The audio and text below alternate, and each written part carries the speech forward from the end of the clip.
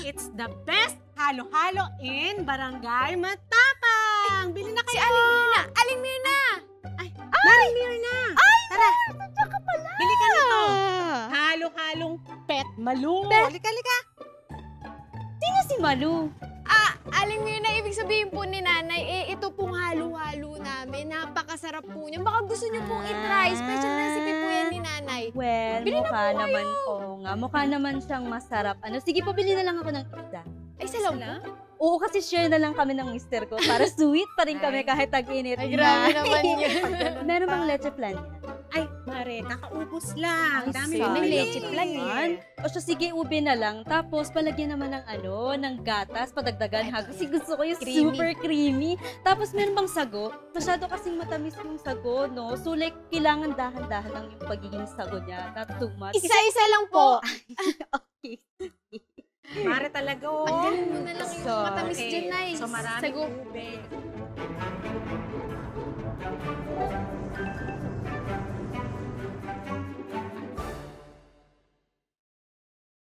Ay. Hi ba yan? Hi. Ayos ka lang ba, Marla? Parang ang lalim ng iniisip mo ah. Ako! Isa lang. Isa lang ang gusto ko. Na-orderan. Pero baka pwede naman makuha yung number... Number! 35. 35 pesos lang yung merienda combo namin. Ganun ba? Sige, isang order nga. Anyway, Marla, anong meron? Kasi Ate Katkat, 5 lang yung nabenta naming halo-halo kahapon. Ang layo pa nun sa financial goal ko. Magkano ba target mo? At saka, para saan? Ang target ko sana ay makaipon ng 300 pesos ngayong linggo. Pandagdag ko sana yun sa savings na pwede kong gamitin sa susunod na buwan. Ay, nako. Don't give up, Marla. Kasi, ganyan talaga kapag nagne-negosyo. Minsan, maraming benta. Minsan, matumal. Yan ang araw-araw na challenge ng isang entrepreneur. Entrepreneur? Kung meron lang ako pwedeng makausap na entrepreneur para makahingi ng tips. Uy! Magandang idea yan, Marla. Sino bang kilala nating entrepreneur? Si Tito Manny! Uy, sakto!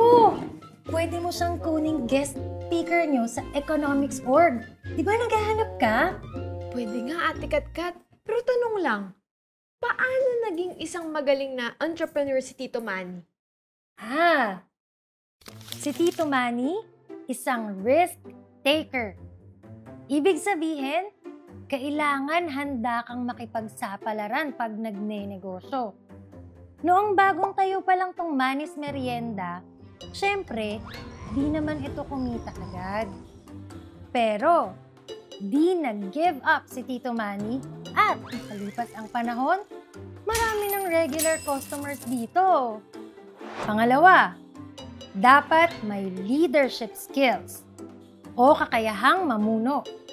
Si Tito Manny, kayang magbigay ng klarong instructions para tulungan kaming mga empleyado. Pangatlo, innovative o sumusubok ng bagong ideas. Alam mo ba, ginawa ni Tito Manny ng social media page ang Manny's Merienda para maka-order din yung mga customers mula sa ibang barangay. Marla, ikaw ba? Paano maging magaling na entrepreneur? Si Nanay kasi, Ate Katkat, magaling siyang mangumbinsi ng mga tao para bilhin yung binibenta niya. Si Tito Manny naman, magaling siyang makakita ng opportunity para mapalago pa yung negosyo niya. At higit sa lahat, ang pagkakaparehas nilang dalawa, magaling silang umaksyon sa kahit anong sitwasyon. Maliit man o malaki na problema ay kaya nilang gumawa agad ng tamang desisyon. Correct ka dyan, Marla. Galing talaga ni Tito Manny, ano? Ganun mag-isip ang isang entrepreneur. Lagi nilang tanong, ano nga ba ang kaya kong i-risk? Ano nga ba? Nung kabataan, marami-rami rin akong kinaang i-risk kung alam nyo lang. Those were the days. Teka, Ano nga uli pinag-uusapan nyo? Pinag-uusapan lang po namin kung paano maging isang magaling na entrepreneur kagaya niyo po, Tito Manny. Ito kasing si Marla, tinutulungan niya yung nanay niya na magbenta ng halo-halo. Ay, siya nga po pala, Tito Manny. Pwede ko po ba kayong maimbitahan bilang isang guest speaker sa economics org po namin? Sigurado po marami kaming matututunan sa inyo eh. Tungkol ba yan sa pagnenegosyo? Sure! Game na game tayo dyan. Naku, maraming salamat po, Tito Manny. Pero may tanong po ako. Ano po ba yung ma-advise nyo sa mga nagsisimula pa lang magnegosyo? O sige, ito. Tip number 1. Kapag mahina ang benta, alamin ang problema. Halimbawa, dati nga Ako, naramdaman ko na naman na papunta tayo sa mga flashbacks ni Tito Manny. Nung bata pa ako, nagtitinda ako ng ice candy sa tapat ng bahay namin. Kaso, kaunti lang bumibili. Kaya naisip ko, ano kaya kung pumunta ako sa mataong lugar? Tulad ng palengke. Dahil sa init ng panahon, sigurado akong maraming maghanap ng pampalamig. At ayun nga, lumakas ang benta ko. Minsan kasi, kailangan tayo mismo ang lalapit sa mga customers at hindi lang sila. Oo nga po, hindi ko naisip agad yan ano naman po ang maia-advise nyo sa mga tao na gustong maging isang entrepreneur? Magandang tanong yan. Kapag magnenegosyo o papasok sa entrepreneurship, importanteng tandaan ang dalawang factors na ito. Ang personality factors at ang environmental factors. Sa personality factors, dito mo malalaman kung isa ka bang risk taker o business-minded na tao. Ang environmental factors naman ay nakadepende sa paligid natin. Iisipin mo kung swak ba ang negosyo sa ekonomiya at kung kakayanin mong magtayo ng negosyo kahit limitado ang resources mo. Hindi pala talaga sapat na tapang lang, no? Dapat aware ka din kung ano ang mabenta at kung may pampuhunan ka ba para magnegosyo. Check na check, Marla. Tito Manny, yung pinangpuhunan niyo po ba dito sa Manny's Merienda ay galing po sa sarili niyong ipon o humiram din po kayo sa iba? Nice question, Marla. Ang sagot dyan ay loans. Pero ikukwento ko sa inyo yan next time kasi may kailangan akong punta na meeting. Sige po, ikwento niyo po yun sa mga orgmates ko, ha? Ingat po, Tito Manny. Salamat po. Thank you, Tito Manny. Ayos, ate. Dami natin.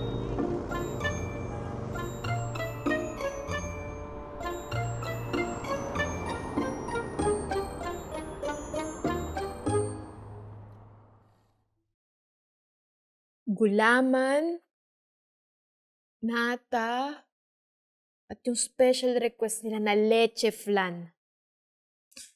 Ready na kaya ulit ako magtinda ng halo-halo? Kaya mo yan, Marla. Makakatulong yan sa savings goal mo.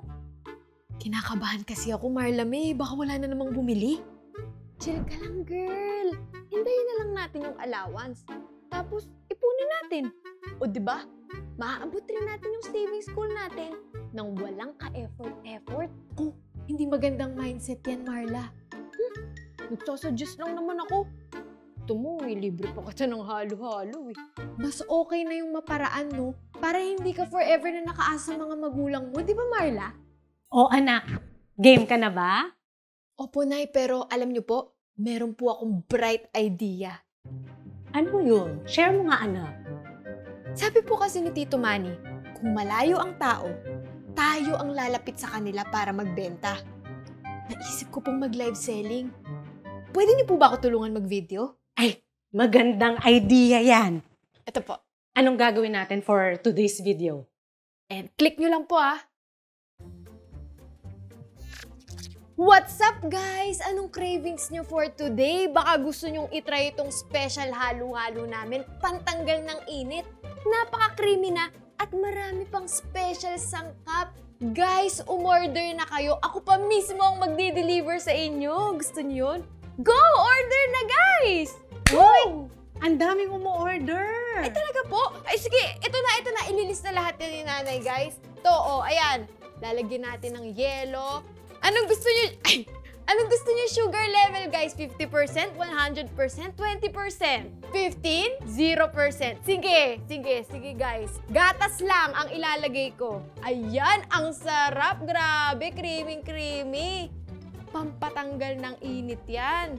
Oh, next order na! Tutulungan na kita dyan para O, sige, sige. baka matunaw pa yan. Ma-deliver na natin. Oo, i-deliver po. I-deliver po namin to agad sa inyo, guys. Door to door po yan, guys. Okay?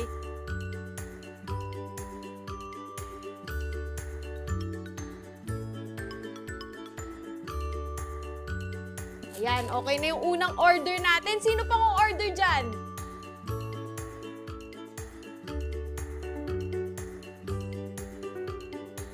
Yan! Salamat po! Thank you po!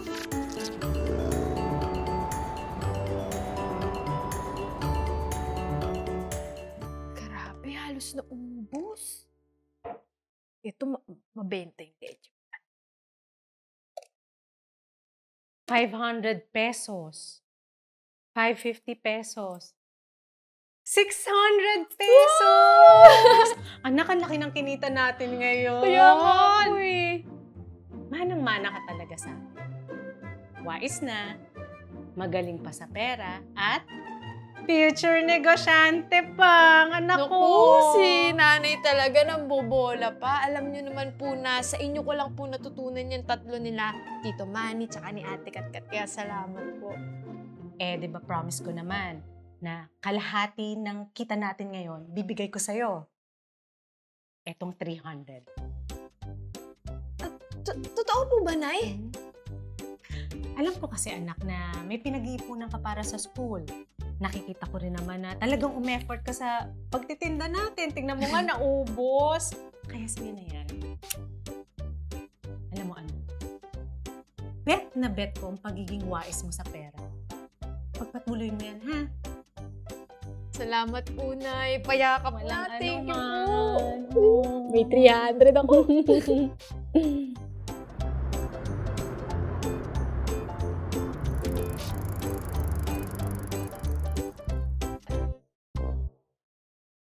Hi, Ate Katkat! Hello, Tito Manny! Oh!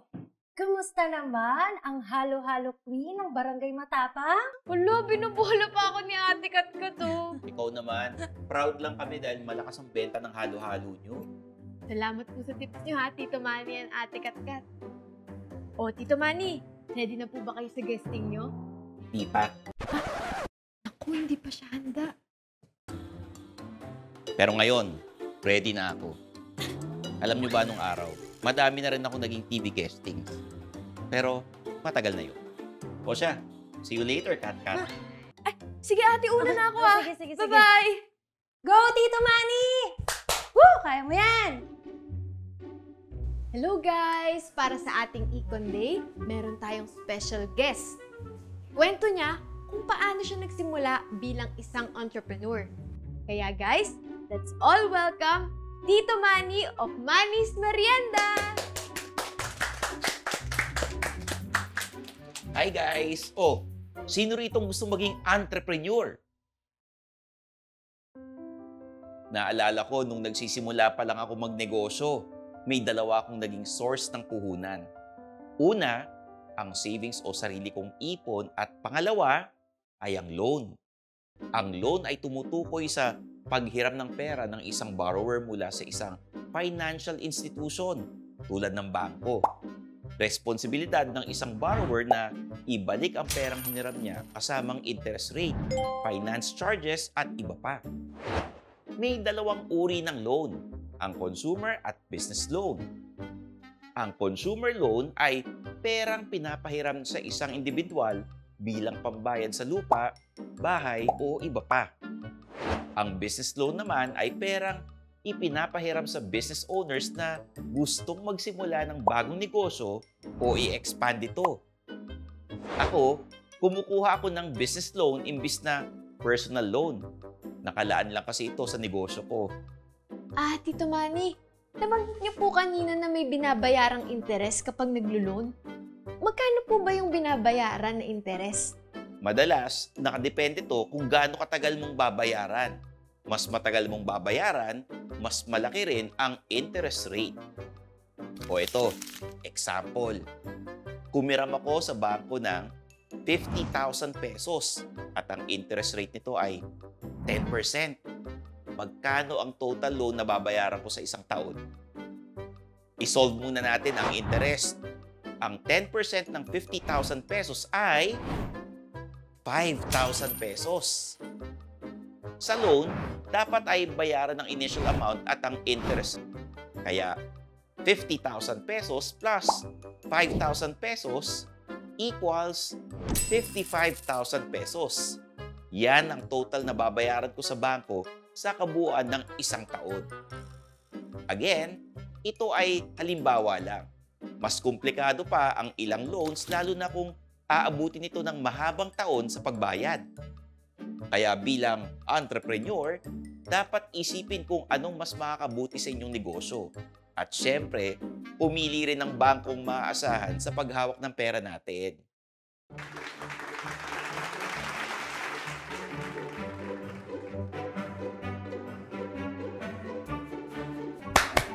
Nakakatuwa ka naman, Tito Manny.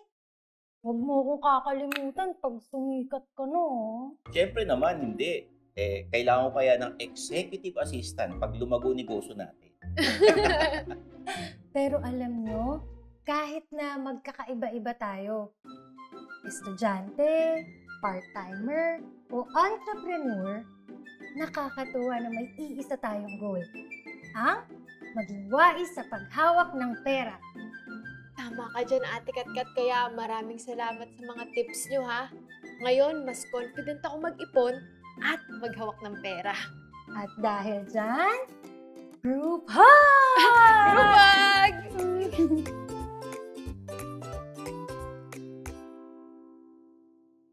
Anong kaya mong i-risk? Hindi lang sa pagnenegosyo, kundi pati na rin sa pang-araw-araw na buhay.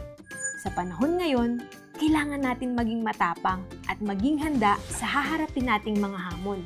Kapag hindi naging okay sa simula, huwag panghihinaan ng loob. Learn your lesson and try again. Basta't may tiwala sa sarili, suporta ng mga mahal sa buhay, at wais magdesisyon. Ang bawat goal ay maa-achieve.